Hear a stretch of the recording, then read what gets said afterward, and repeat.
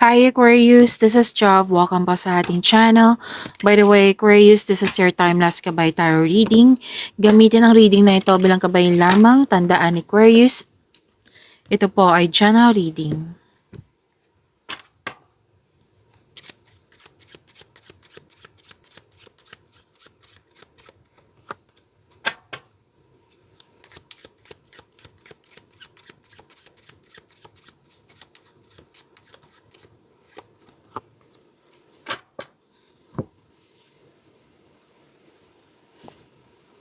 Aquarius, sabi po dito,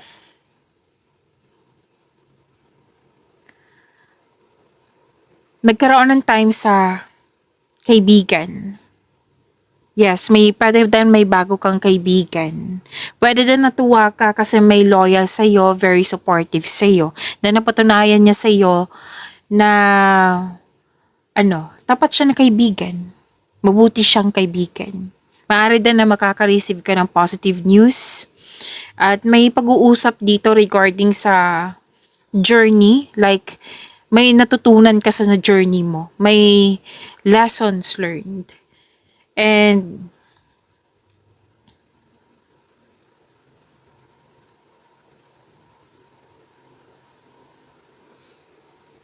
okay, may ka sa dito, rejection na nangyari. At sinabi dito may natutunan ka sa rejection na ito.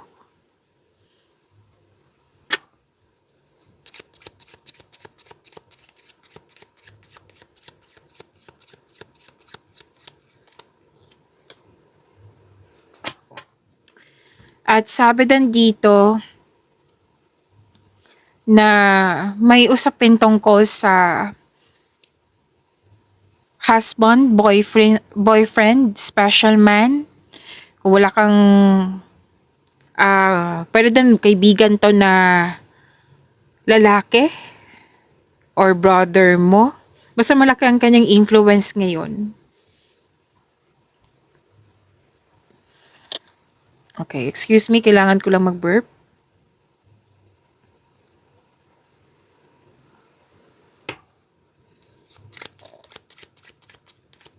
Maraming iniisip. Nagmuni-muni. Planning, contemplation po ito. Kasi may gagawin kang desisyon, pwedeng nahihirapan ka sa paggawa ng desisyon or natagalan ka sa paggawa ng desisyon kasi pinag-isipan mo siya ng mabuti. So this is thinking process. Pwede din self-study ito. Nag-gather ka ng factual information, nag-study ka, pwede din anong tawag nito? Nag-research kayo sa internet, sa libro, nagtanong kayo sa mentor nyo. Yan. Nag-iisip ka dito, naghahanap ng solusyon sa inyong problema, sagot sa inyong mga katanungan. Meditating on your problems. Tapos, itong information na nalaman mo, pinag-isipan mo talaga siya ng mabuti. Pwede din pong a form of daydreaming ito. Nagmuni-muni nga.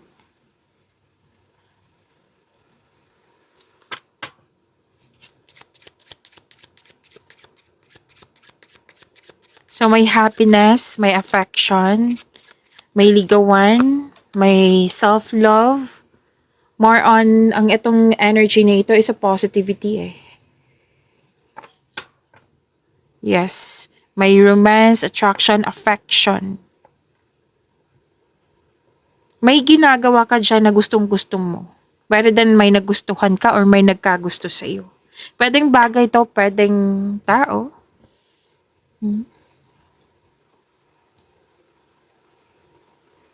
At sabi dito na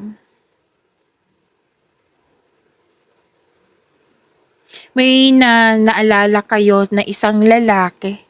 Pwedeng matanda pa to sa iyo. Na pwedeng na-miss mo siya. Or pwede din na may usapin tungkol sa isang lalaki na nalungkot. Opo. Na pinag-usapan talaga. Na may nakita rin ako ditong situation na dating hindi mo gusto, ngayon tanggap mo na. Tapos, pwede din na may tampo si Aquarius.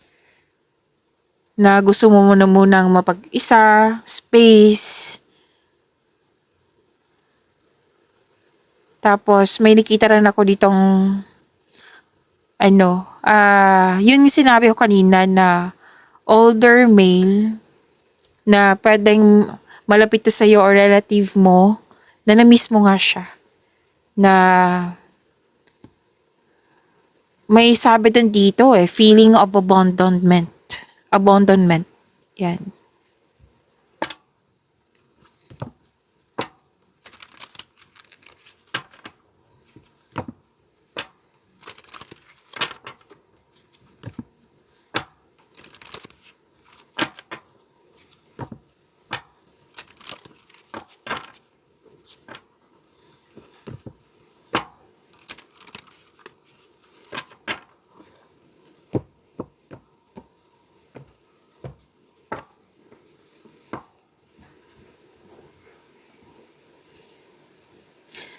Aquarius, maraming salamat po sa mga hindi nag-skip ng ads. Subscribe na po kayo sa ating channel at click bell notification para updated po kayo sa bagong video natin. Para sa mga gusto magpa-reading po, comment po kayo ng personal reading and check my reply sa comment section.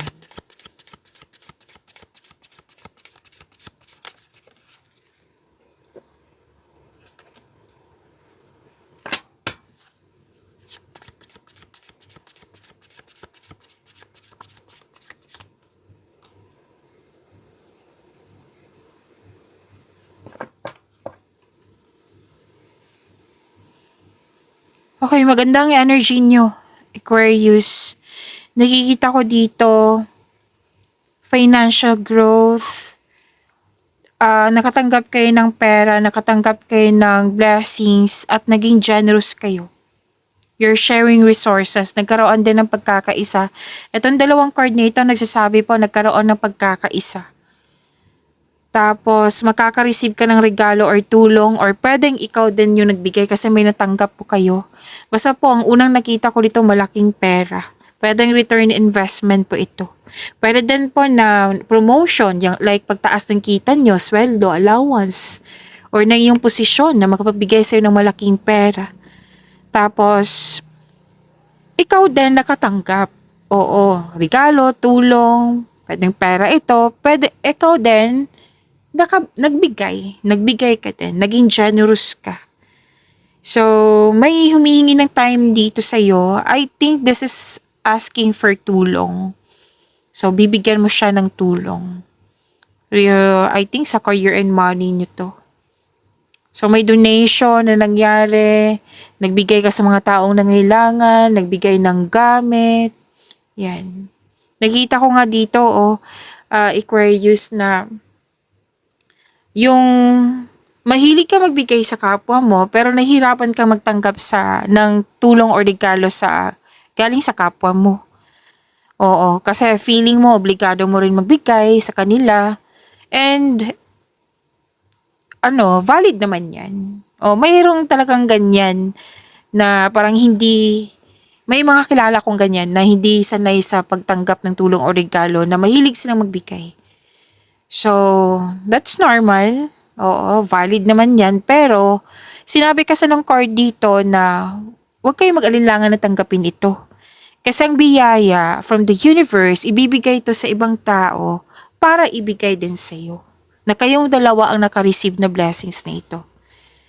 Okay? So, give back kung kaya mo o may sobra ka, kung magiging komportable ka sa pagtanggap ng tulong o regalo, mas maraming kasaganaan ang dadaloy sa iyong buhay. So, wag mong hindian sana kung pwede, kung okay sa iyo, yung bigay na sa iyo na tulong o regalo. Yan yung lagi kong sinasabi sa pamilya ko. Kasi nasanay sila na bigay sa akin. Tapos, now kaya ko na, tapos mahilig ko rin magbibigay kasi influence 'di ba? Nakikita nung bata pa ako, kitang-kita ko na sa family ko na mahilig sila magbigay ng tulong. So yan din yung napapractice ko at masaya ako sa ganyan. So yung time na meron ako na bigay ako ng bigay sa kanila. So hindi sila sanay sa pagtanggap. Opo. Tapos naiilang, it might be pride, it might be, and that's normal talaga. So, sinabihan ko, lalo na yung kapatid ko, na grabe yung ugali magbigay. Tapos hindi siya sanay magtanggap. Sinabihan ko na, hindi yan galing sa akin. Galing yan kay God na binigay sa akin para mag-share tayo. So, okay. Hindi na yan makatanggi. So, yan yung isipin nyo, Aquarius, kung pwede, kung okay sa'yo, na, na yung blessings from the universe, that is a positive energy. Kung tatanggapin mo ito, mas maraming kasaganaan ang dadaloy sa iyong buhay. Okay?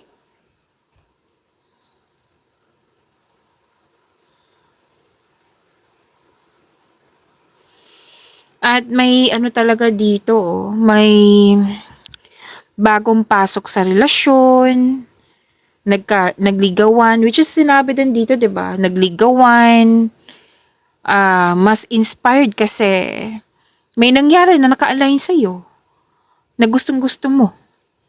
Most likely, ligawan to, bagong pasok sa relasyon, na masaya kayo, na bawat yung nagtutulungan kayo. Yes.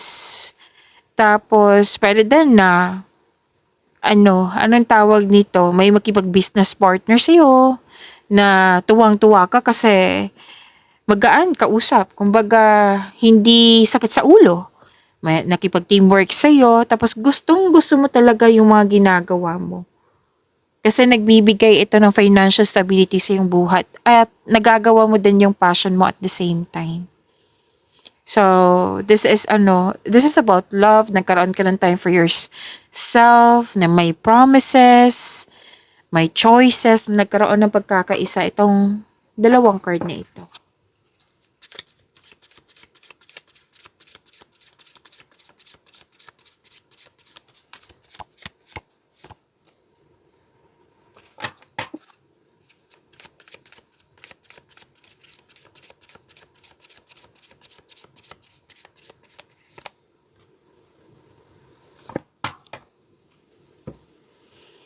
Career and money, Aquarius.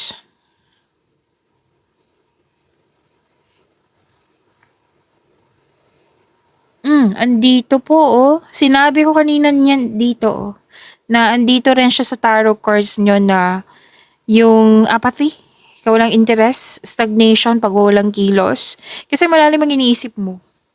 Nagmuni-muni ka. May alok nga dito sa iyo o na pinag-isipan mo siya ng mabuti. Pero ang advice tong card dito, sa career and money na tayo, Aquarius. Ang advice kasi ng card dito na don't hesitate too long. Kasi like for example, yung opportunity na binigay sa iyo is good for 7 days tapos 8 days ka na nag-decide. 'Di ba? Sayang naman. So don't hesitate too long. Hindi naman ibig sabihin na magmamadali ka. Balanse lang po. Makatulong sa iyo kung makinig ka sa iyong intuition. Okay? And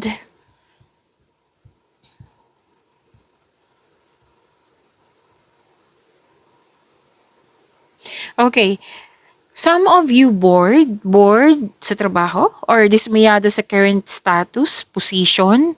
Ang sabi ng card dito na labanan mo yung nararamdaman mo. Alalahanin mo yung inspiration mo sa buhay para ma-motivate po kayo ulit.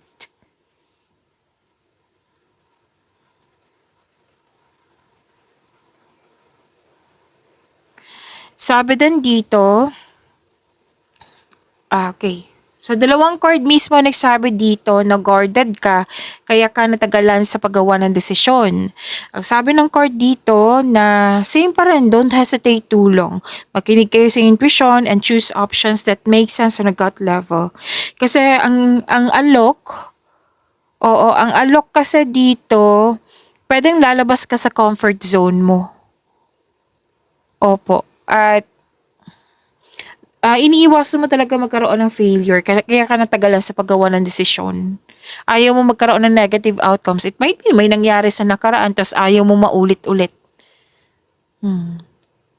So make it balance. Balance lang po. Na take time, magkaroon kayo ng matibay na plano. Kasi changes may alok sa'yo na magkakaroon siya ng changes sa inyong career and money.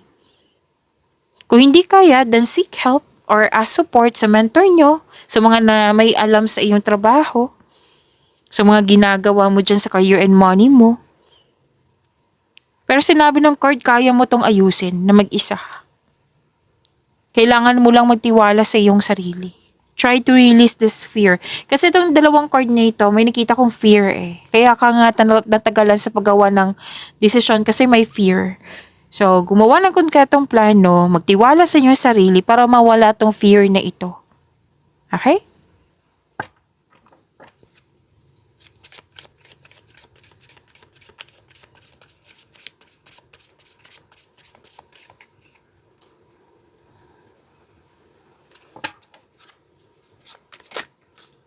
Dalawa po yung sumama. So, isalin natin kasi gusto niyang sumama. Okay, so this is about your love life, self-love, partnership, and romance. Aquarius, huwag niyong kalimutan na mag-subscribe sa channel natin at i-click yung bell notification para updated po kayo sa reading natin.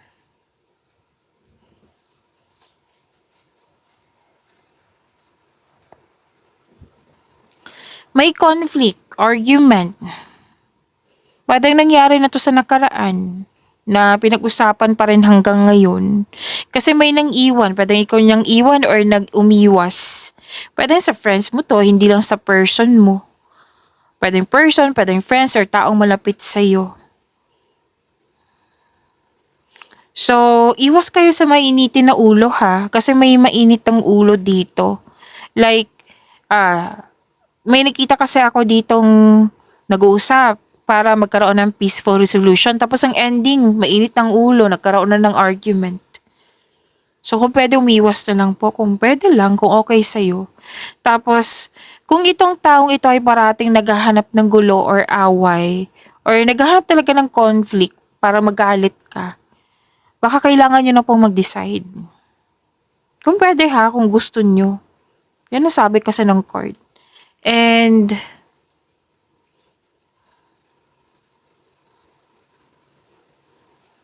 sabi din dito, sa mga single may parating na love or romance. Para sa mga marelasyon, sa buhay mag-asawa, may ilang couple dito na may planong mag-level up. Kasal ba yan? Kung mag-asawa na, pwedeng project or magbakasyon kayo. Bumili ng lupa, bahay. So may ilang couple dito na kontento na sa pagmamahalan. Sabi din dito na andito pa rin yung concern na may unhealthy connection kasi sa isang tao. Meaning to say, naging toxic. Or pwede din naging lust over love or naging controlling person yung taong iyon. Remember, pwedeng sa person mo to, pwedeng sa isang tao na malapit sa'yo. Pwedeng kaibigan, pwedeng family member. Yan, may nakita ko ditong na nagkaroon ng weakness nang dahil sa toxicity, nang dahil sa hindi tama yung mga hindi nakakabuti sa'yo. Yan. Pwede din mayroon kang ginagawa dyan na hindi nakakabuti sa'yo. Na ito yung concern. Like for example, yung overspending sa trabaho, concern mo to sa yung person. Or concern nila sa'yo. So, overspending, overspending, hindi siya nakakabuti sa iyo. Basta may mga ginagawa po daw kayo dyan, or yung taong iyon, na hindi nakakabuti sa iyo, na hindi nakakabuti sa inyong connection. So, ang kailangan nitong advice, freedom, recovery, make it balance. Pero then, may concern ka sa kanya na sobra sa paggasta. So, communication is the key. Basta po, freedom, recovery ay kailangan. At sabi din dito na may ilan sa inyo kakapasok lang ng relasyon. May travel dito. may planong mag-travel for a romantic trip. Yan din ang sabi ko nina dito na may yung project or di kayo mag-travel. Oh. Nag-clarify po siya dito. Pagyamanin niyo po yung blessings na binigay sa inyo. I pray you see you tomorrow. Maraming salamat.